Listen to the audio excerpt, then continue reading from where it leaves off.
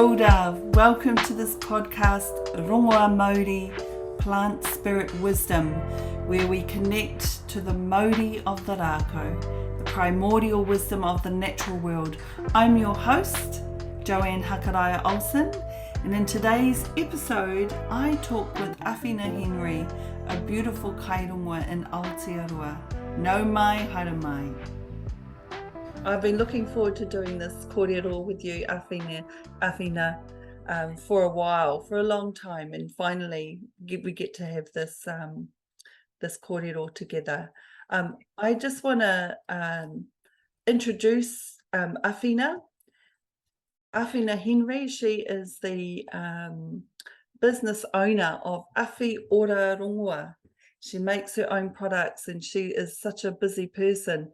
She grew up in a small place on the east coast called Tikitiki, and her and her partner and her son, her 2-year-old, currently live in the Horowhenua.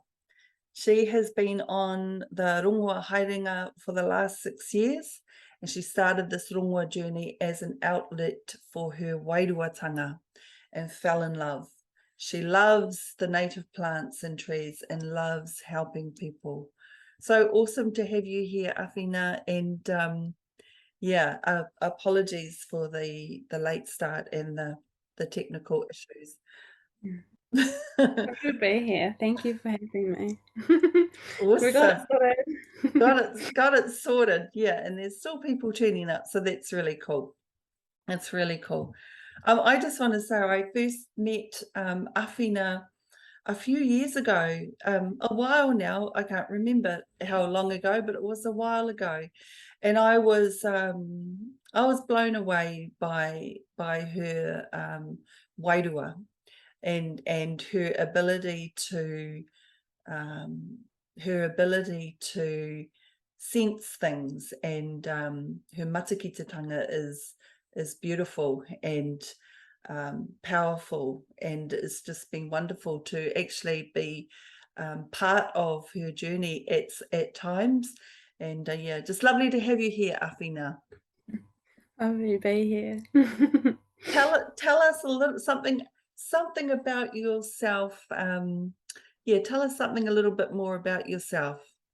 Oh, well, you did my introduction, but I'm going to do it in Māori. But kia ora te whānau, ko ki rangi te maunga, ko apu te awa, ko ngāti parau te iwi, ko Awhina tōku ingoa. Kia ora, my name is Awhina, grew up in a small place on the east coast called Tikitiki. But yeah, living in at the moment. I've been on this rongoā journey for about 6 years, but I met Joe, I think 2018, 2017, one of those years, I'm pretty sure. And that's when I first actually did a course into rongoā. Because before I was just, dabbling and just playing around, sitting in the ngahere, just sitting with the Raku, but it was with Joe that I first started doing my rongoā journey, and I think she went by Sisters Indigenous back in the days, and she had 2 other kaiko with her as well, teaching 2 other wahine, and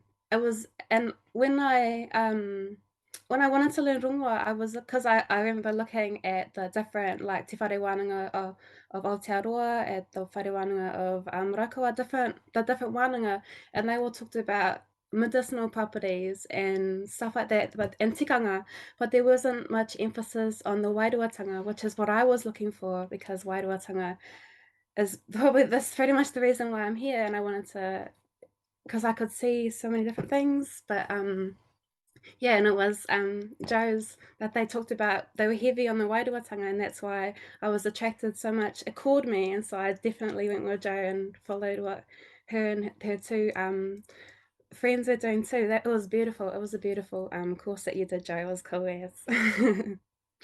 No, I think that's, I don't know what else to say. Heavy on the wairua, I like that. It's my thing. I swear. Yeah. Heavy on the wairua. Yeah, that's right. I remembered doing that course with Sisters Indigenous, with the beautiful sisters, and that's right. That was a few years ago, but it was you and a few others that were there that actually helped to shape what it is today. So it's really awesome, and it was because watching watching you connect with wairua and how you went, you know, so deeply with the plants and into the emoji was actually what shaped the course that it is today. So yeah, but you know, you've grown up with rongoā around you, you know, growing up as well, Awhina, like it's always been around you. Can you remember your first kind of experience with rongoā? I mean, I know I never grew up with it so prominent in my life. What I grew up with, I lived in Ngāhere. My whare is surrounded by old kaikatia, old tituki, old tōtara, like old ancient Raku, and I don't know how they got a house in between there, but they did, and that's how I grew up, like surrounded by the Ngāhere. And it was like 2 hours that way for the shop and 2 hours the other way for like a good shop, you know, like Pack and Save, New World, Countdown. None of these. We only had a 4 square, and that was like $5 for a bread or like $5 for a milk. It was just ridiculous. So we'd always have to drive hours for a good place to get meats and hours the other way. So we'd always, I grew up living off the land. We grew up living one with the land. That was how we survived. It was the only way to survive when you live on the East Coast, or live in Tikitiki in the middle of nowhere, in the middle of nowhere. Yeah, and we had my brothers and myself would always go hunting and diving and harvesting and what's the word? I'm looking for mushrooms and berries and stuff like that's how we grew up, living one with the seasons and the ngāhere, and so that's how I grew up because it was survival mode sort of thing. But I think the earliest ones was watching my papa. He wasn't a big talker, but he was more like a doer sort of thing, a real ringaraupa type of fella. He was a shepherd, a drover, yeah, but he was always looking after his dogs, and so and he knew a lot about the ngāhere. He was probably the only one out of all his family that actually knew about about the ngāhere, but he always talks in te reo, and so whenever I had to be with him, I had to like sharpen my ears because I didn't really know te reo growing up, so I had to watch what he was doing, and he would strip the bark of the kōwhai, and I'd watch him put it on the stove and boil it, make a wairuatanga, and then pour it on his dogs because he really looked after his dogs. They were his livelihood. That's how he got money, got with his dogs because he was a drover and shepherder, and his dogs helped him with his mahi, and so he always looked after his dogs with rongoā. He made his own rongoā. It was really cool to watch, but I had to watch. I didn't know what he was doing because he always spoke to me in te reo Māori. But if I can still remember it, him making it. Making that kōwhai and that smell. I don't know what it was, why kōwhai and not kawakawa, but kōwhai was so a really big thing in my family, that kōwhai tree. I don't know, yeah, we have a really strong connection with that Raku. But yeah, that was probably my earliest occurrences of Rongo Mauri anyway, with my papa. Oh, that's awesome, eh? Working dogs, I suppose, you know, being away from being in the middle of nowhere, you had to have ways of healing, eh? And so Yeah, you just had to use the bush, eh, just to be able to survive. And I guess if his dogs were his livelihood, then yeah, he had yeah. to look after them. Yeah, they was always a bit skeptical of the doctors too, because they're always outside people. They were never people from home, so they're always people from overseas, and he was always a bit like not trusting them. You know, it was because they were not from our country, or like not from. They're not. They're most of them were Pākehā, so he never really liked going to the doctors or anything like that. Actually, we never really liked growing up anyway. So the bush we went. So kōwhai is really huge where you're from though, eh, Awhina? The Yeah, kōwhai, because like a lot of people see kōwhai, like the kōwhai, yeah, that I've seen hasn't been that huge, but they use a lot of the bark. And I used to look at the kōwhai tree and I was like, gosh, but the kōwhai is so small. But when yeah. you go to other places like on the East Coast and Mhm. further up north, the trunk is huge. They're like just Yeah. giants, eh? Yeah, I watch my tipana, they like bury the whenua under, but they also cut every time they had the first cut of their hair, they put their hair into the kōwhai tree and under it and bury it. It's like it's pretty weird, but I don't know. That's what they've been doing since they were. It must be some kind of like a tikanga thing or a wairua thing. Mm. Pretty buzzy. I've never actually asked because I'm a bit but like, oh my God, it's probably some wairua thing. Was it a particular season Um, oh, when I the think it's flower? yeah. When it flowers, they'd hang it on the flowers, and yeah. Interesting. Yeah, hard. They were like they're pretty like the ringatu kind of whānau, and yeah. Yeah, trippy people. But interesting, eh? Lots of Yeah. mātauranga there. Cool. Yeah, hard. So Awhina, on your rongoā haerenga, have you found you know, some people have favorite rongoā that they turn to, and you know, I just wondered, do you have a favorite that you in an experience, and why you have a favorite?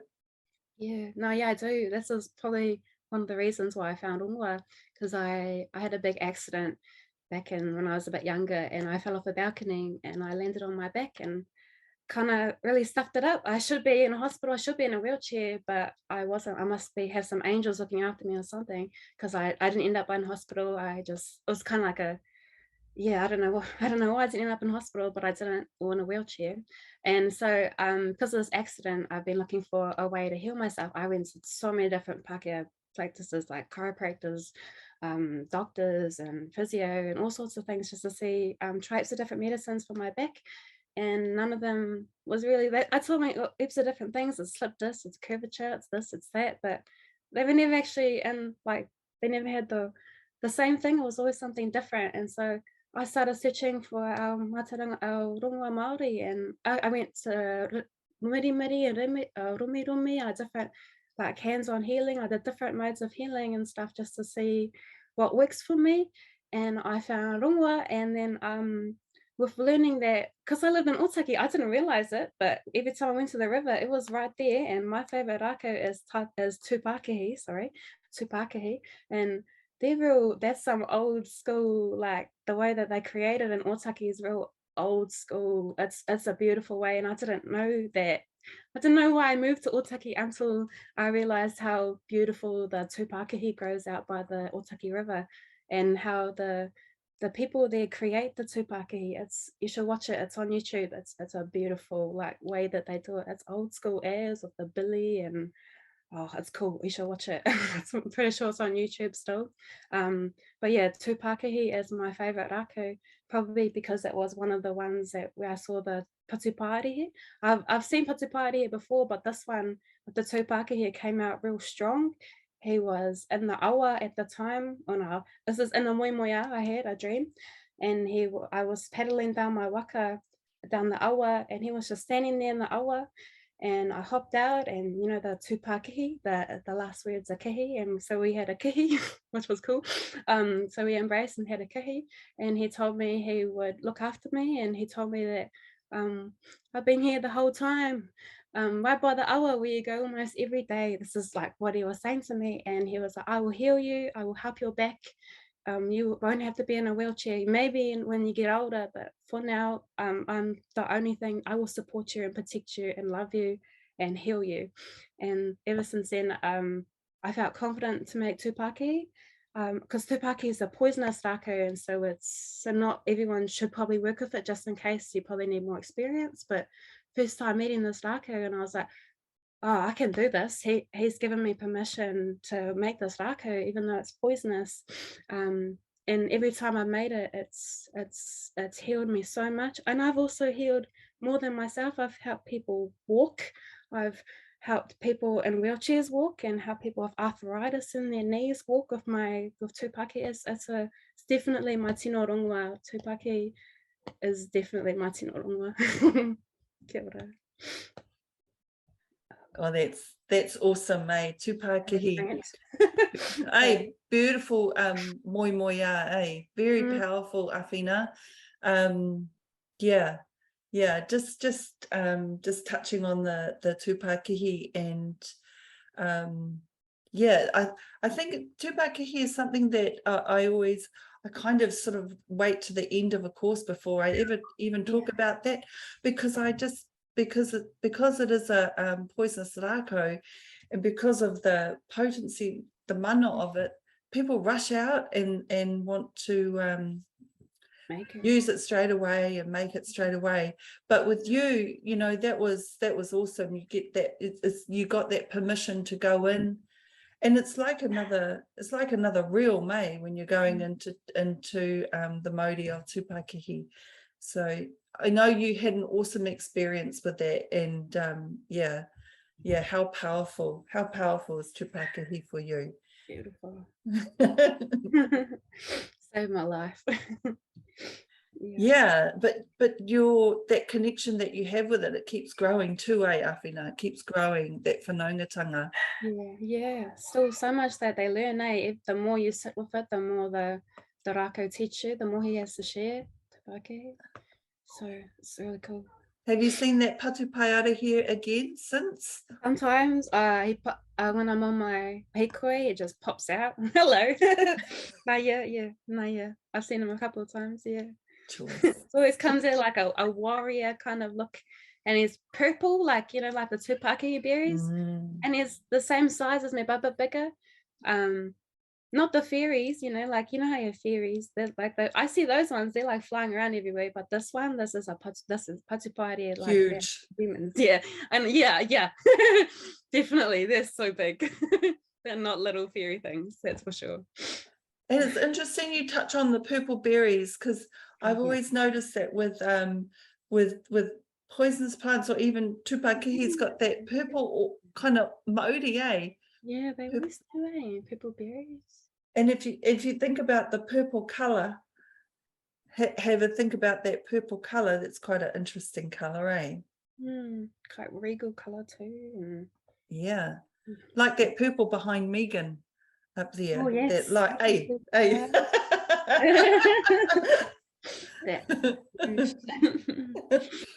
Okay, so I'm going to ask you, so tell us about Awhi Ora Rongoā. Tell us about your business and how you got, because you're a busy mama. You're busy, but I know you love making rongoā. So tell us a little bit more about that and how we can find it.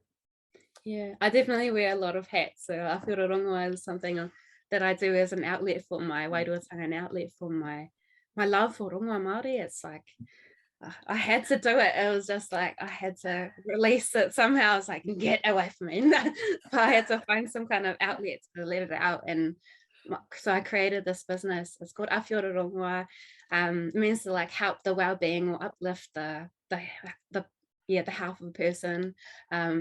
My mama named me Awhina, and that's really important to me. I've always loved to help people ever since I was little. It's sort of like a problem because I can't say no, but it's something that it's who I am. Like, I love to help people, and so I thought I needed that in my business name.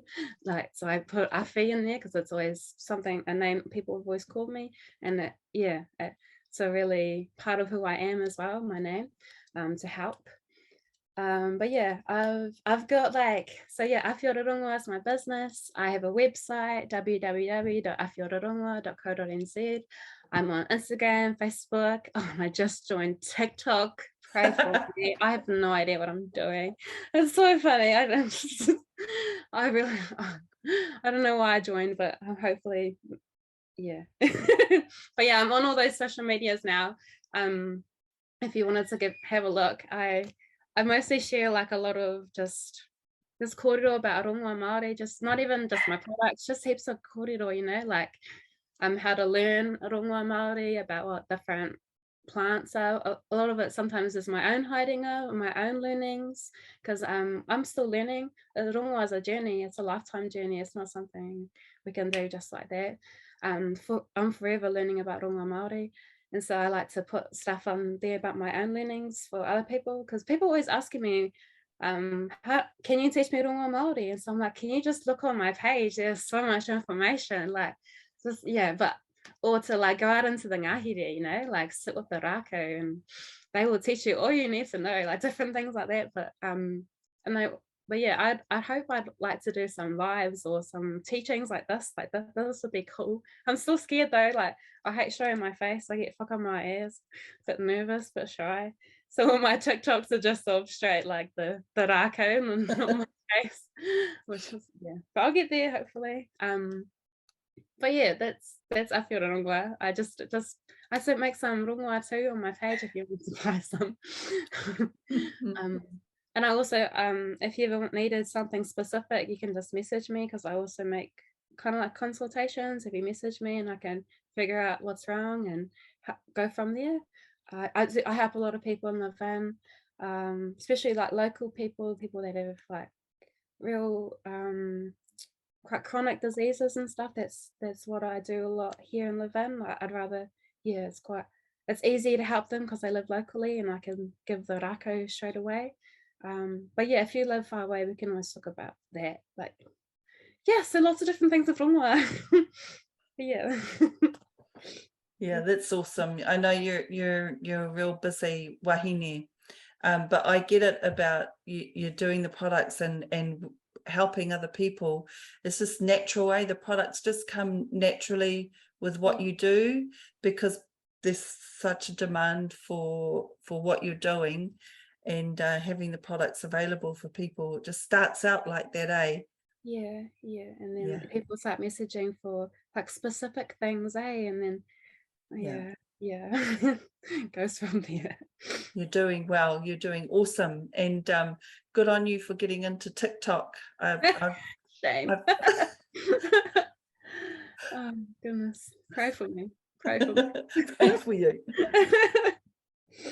Goodness. Hey, Awhina, so like for anyone that's starting out and learning about rongoā, and you know, what would be your best piece of advice for someone that's starting out on their journey? Yeah, there's lots of avenues they can go down, eh? But Yeah. if what would be your best piece of advice to someone that's wanting to learn or looking at getting into rongoā? Yeah. Well, the way I did it, it was probably I opened my wairuatanga first and I got to know my wairuatanga.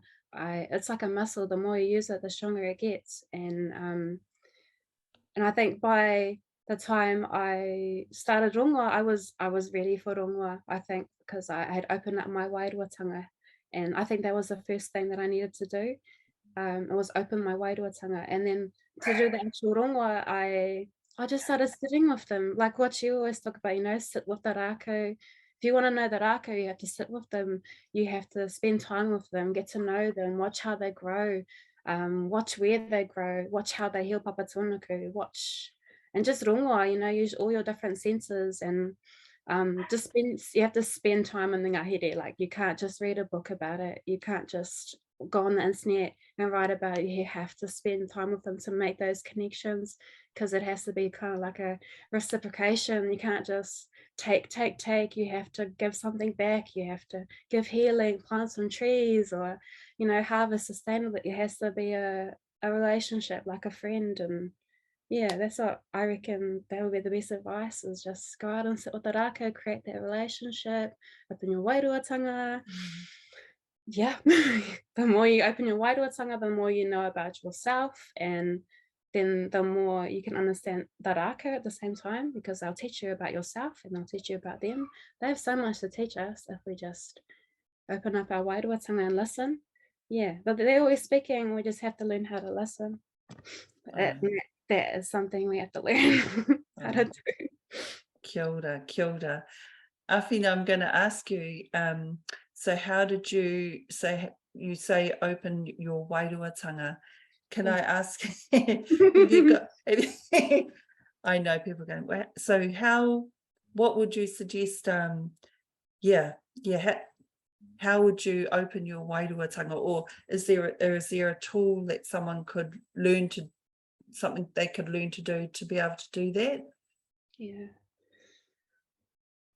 I grew up knowing about wairuatanga. I grew up knowing that there was ghosts everywhere because everyone always talked about it growing up, and so it was was second nature to me. It wasn't something that I was skeptical about, you know, it was something I grew up in. Yeah, so I don't know. How did I do mine? I had to I had to really, I think it was like learning about meditation as I had to sit there and I had to breathe and calm my thoughts and slow my mind and sit there um and just allow my mind to go blank. And then I think once that happened, the messages started coming in, or like because you know, all that chatter started dying away and going away, or you know, the to-do list, the shopping list, it starts going away, and the more you start breathing, and then you can start relaxing. And it was and then the random thoughts that started coming in, I started realizing they weren't just my thoughts, they were more than that, you know, they were just, yeah, they were definitely thoughts from someone else. And it was probably my dreams as well that I started, because I'm a real big dreamer. I've always dreamed, but I didn't know I was dreaming. I always thought I just went on a massive adventure in my dreams, and I was always waking up like, holy crap, like that was far, that was more exhausting than being awake. And I think it was started writing down my dreams, which really opened my wairuatanga more, because I started remembering where I went, and I went to some weird places. Well, I just did some weird ass things that I didn't think were normal. So I started looking into dreams, and that's probably what got me into opening up my wairuatanga more, was my dreams. And then I think the thoughts started coming through from the downloads and the kōrero, and yeah, but it was definitely my dreams that I started first, because that was the most easiest for me, I think. Yeah, that's where the kōrero came the strongest. Ka pai, ka pai. I think it's like you have to accept it, first of all, that you've got the wairuatanga, and that accepting that Yeah, what you think you know that's happening around you is actually yeah, happening around you, yeah, and accepting that, and then just being able to intentionally maybe work with that. I love what you did with meditation, so you kind of became still, yeah, yeah, yeah. You had to still the mind, calm the mind, and let away all you know, the day-to-day stuff, and just allow these other random thoughts to come through. The weird ones, the different, yeah, not the shopping list or anything like that, but it's, yeah, yeah. different thoughts. Yeah, I think I'm just remembering back to mine. I think I yeah. had to make space. I think because you run away from it, you sort of keep your mind busy, and you sort Mm, of or do other things, and you just keep it really busy, concentrating on other things. And I think it's like what you did with stopping and getting yourself grounded and meditating. You're making that space for mm, it for it to occur, for okay, yeah, I'm ready yeah, to understand, to yeah. learn about it.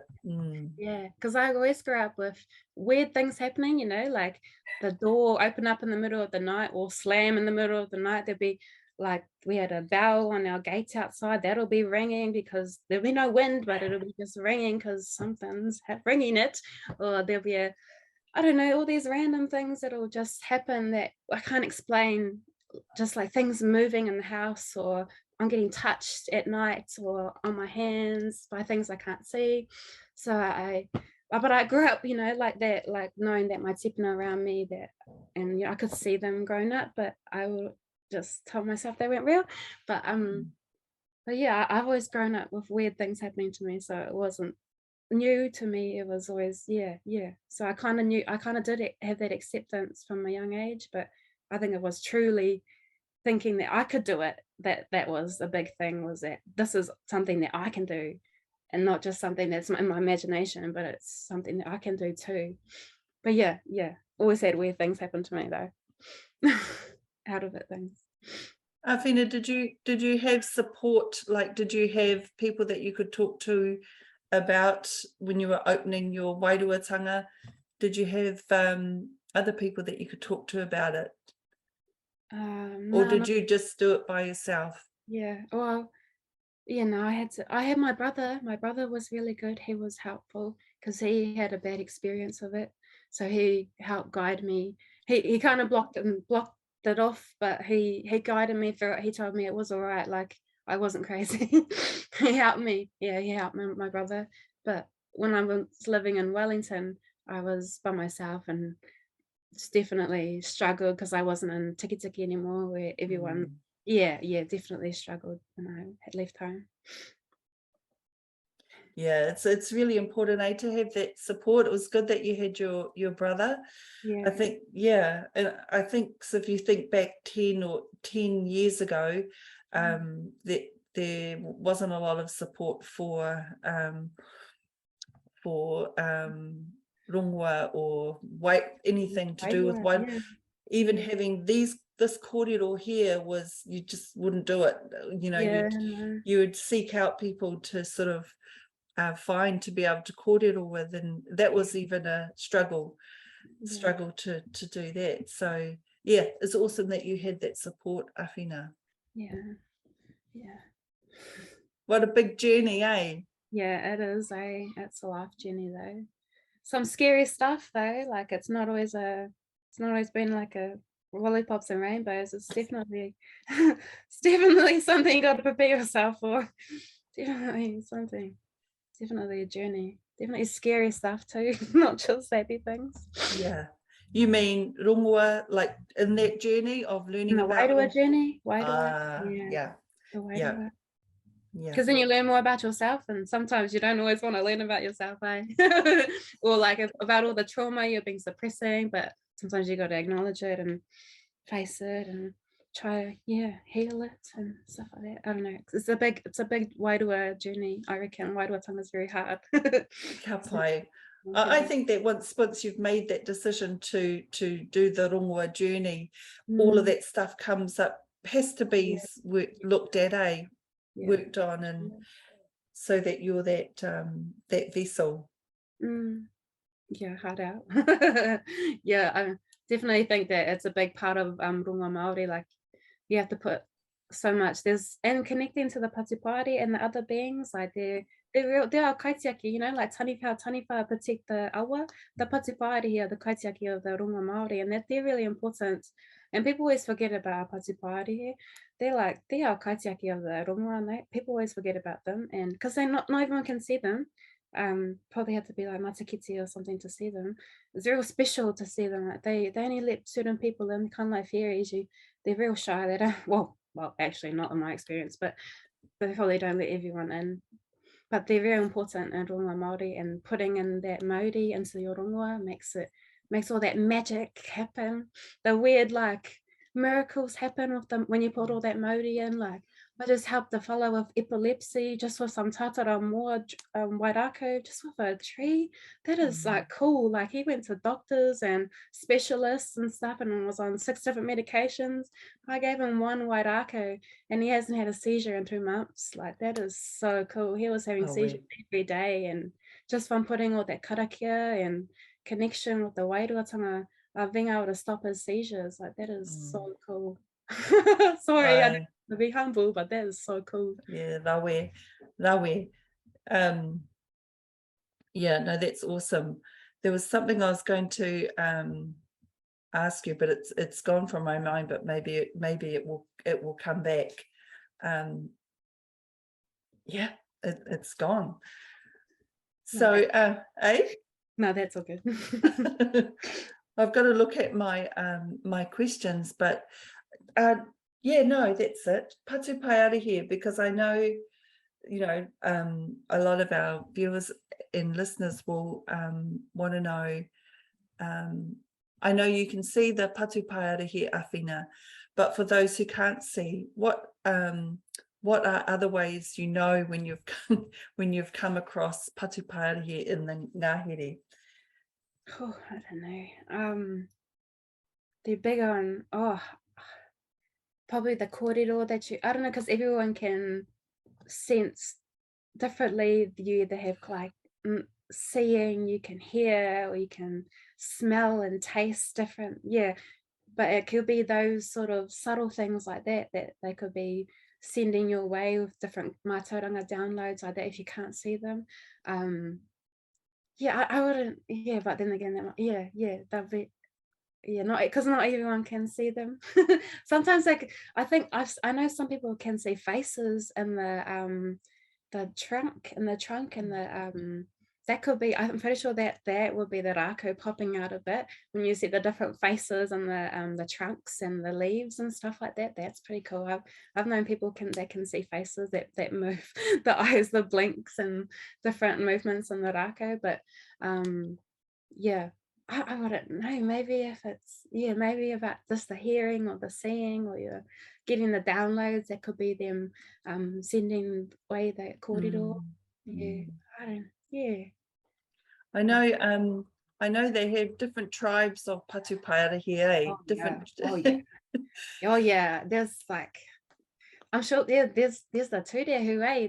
I think that are those the ones that are like the ones of like almost like red hair and green eyes? Those are those like the Turehu? I don't know. I'm pretty sure but I know those are another type of like Patupari, and I know there's some like giants that helped move an island. I'm pretty sure it was like Tauranga Moana or something. They're massive. Like there's some massive giant like Patupari out there. Like they're huge. They're so big. And cool. Trippy. I know in the up north, I would hear the Patupata here, so that's the sound when it goes off in your ear. Ding. Oh It's yeah. really high pitched, and it's like, oh, you're walking into Patupata here. And the other one is smell, eh? Yeah. Smell. Hey, And they could smell, eh? I forgot what it was. Is it? paru. Yeah, it's like a piss, like a mimi smell or something, like a yuck smell, eh? Yeah, yeah. I heard that a patupari had been in your house. It smells yuck, or it smells like stink, like mimi or something. Yeah.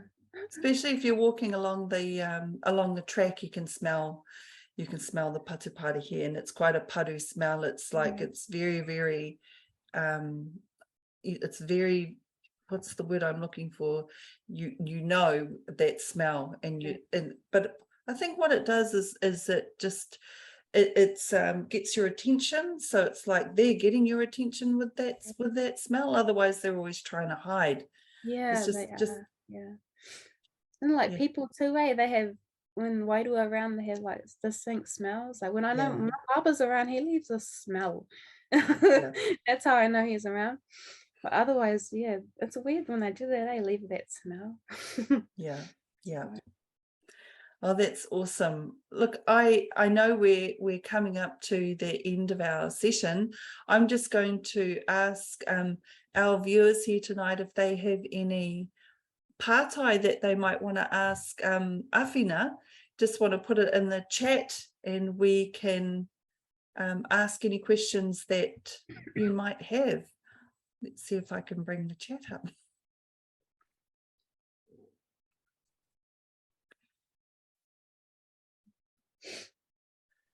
Yeah, that's awesome. I love it's good to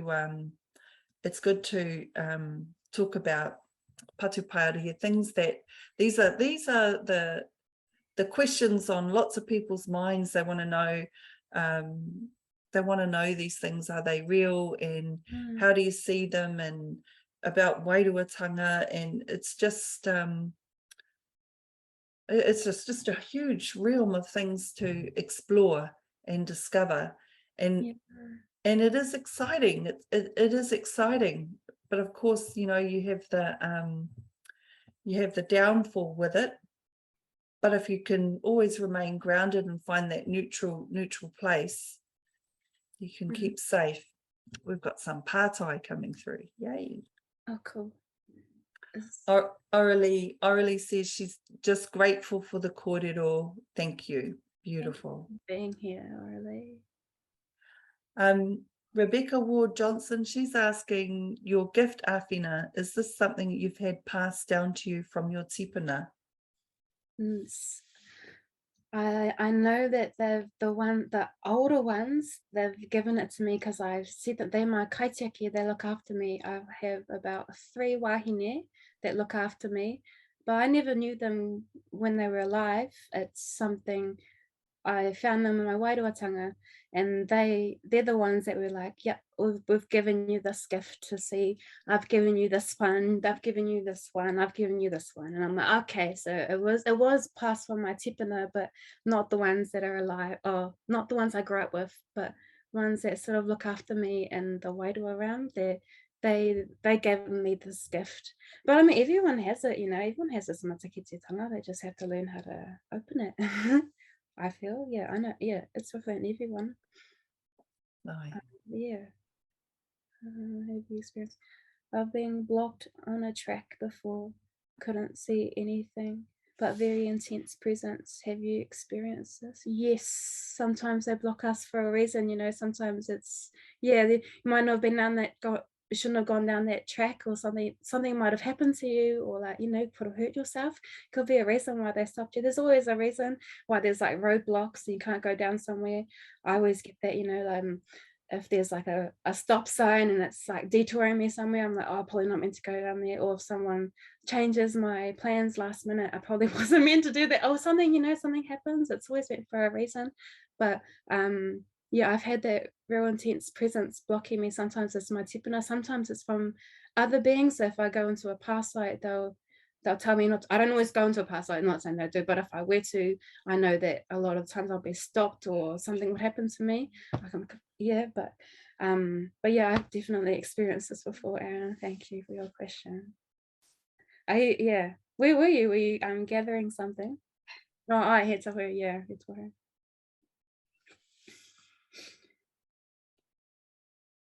Okay, so Is he? I thought he was gonna unmute. Yeah, I thought so too. Maybe he's trying. But kia ora, Aaron, for your pātai. Kapai. I found the button. We thought you were I looking used for that. I used to live and work in the bush. I used to be a trapper. So Oh, yes. I think I was telling Joanne, I lived in there for about 4 years when my tamariki were young. And I was going off one track, middle of nowhere really. And then, yeah, real intense feeling. Like I knew it was a spirit, but it was like, I wonder if it was a past site you went to, because sometimes they won't always, they'll feel quite protective of their past sites, and like a tapu place or something bad might have happened there. I don't know.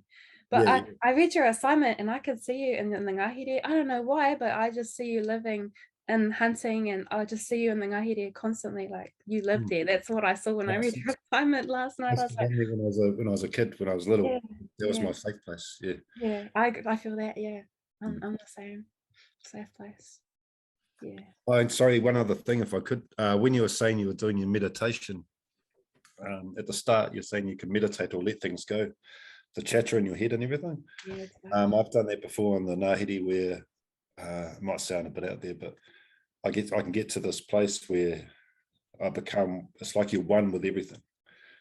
Have you done that? Yeah. Cool, real cool feeling. Yeah. That's cool. That's cool. Yeah, you're connected to everything around you. You can hear a bird maybe over the awa, and you can see that bird in your mind's eye. Yeah. You can see what it's doing without even turning your head. So I don't know if other people experience that, but I've got to that. It's pretty buzzy. It's pretty cool when you That's can. cool. That's really awesome. That's when you can let go of everything and you sort of connect to. Yeah, it's pretty cool. But I was wondering, yeah.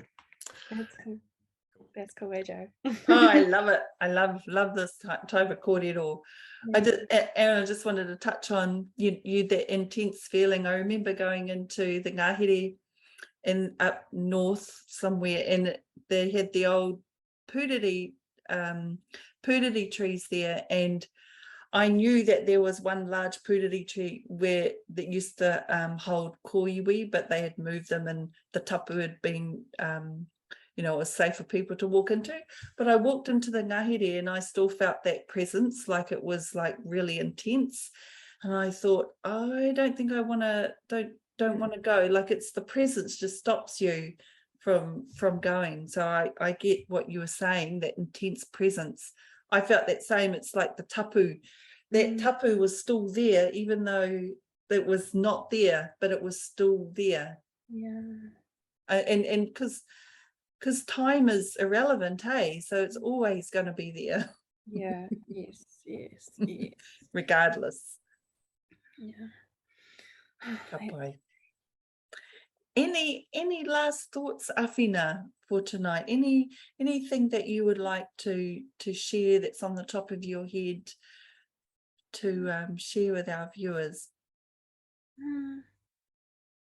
Maybe just like acknowledge the Patupata here, like they people don't acknowledge them, and just acknowledge them when you're in the ngahere. No, that's probably the most important one, I reckon, and because they always get forgotten, so it's real cool if people start acknowledging them and talking about them more, because they have so much to teach if only we have the time to learn or the time to listen and learn. But yeah, I think that's really important. Yeah, because I've been told that people need to like learn about them more, to look after the ngahere and understand that there's more out there in the ngahere than just plants. Like there's actual like Patupata beings, like taniwha, you know, we look after our taniwha, we karakia to our taniwha, we should karakia to the Patupata as well, because they're the beings that protect our Raku. So yeah, that's a last minute thing to say. And a wonderful thing to share as well. Very, very important one. Ngā mihi, Awhina. Thank you so much for being with me tonight, for being with all of us tonight and sharing your kōrero and your journey on Rongoā. It's amazing, and the depth that's there, gosh, it blows me away, and your connection to the Patupata here and the beings, the sacred beings in the ngahere is absolutely beautiful. And really want to thank you for being here with us tonight, Awhina. I know you're a real busy mama, and Kaitiaki's probably wanting to see you. So awesome to have you. Thank you to everybody that has turned up tonight. Really sorry about the technical issues at the beginning. I'll get that sorted for next time. So ngā mihi nui ki a koutou katoa. I'll do our closing karakia. Let's take a deep breath in together, I think, whānau. So ha ki roto. Ha ki waho.